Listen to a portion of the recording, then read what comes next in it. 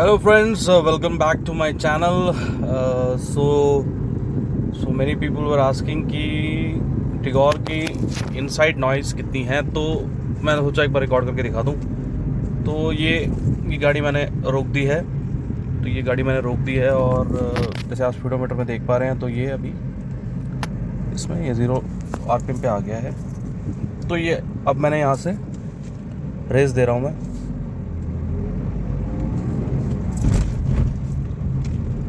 जो आपको गाड़ी में नॉइज़ सुनाई दे रही है उतनी ही नॉइज़ है। तो जो लोग कह रहे हैं या जो आप रिव्यूज़ देख रहे हो कि नॉइज़ है, तो मुझे नहीं लगता कि ज़्यादा कुछ नॉइज़ है। और फर्स्ट टाइम बायर्स के लिए तो बिल्कुल भी नॉइज़ नहीं लगेगी। ये जस्ट बोलने वाली बात है कि आप बहुत ही प्रीमियम गाड़ी में बैठे हैं। तो टाटा ने अच्छा काम किया है। I am again and again repeating कि अच्छा काम किया है। एंड इतनी ज़्यादा नॉइज़ नहीं है। और अगर आप स्टीरियो ऑन करते हो और म्यूज़िक सुनने में ज़्यादा इंटरेस्ट लेते हैं, तो शायद आप म्यूज़िक के साथ आपको शायद ये नॉइज़ सुनाई भी ना दे।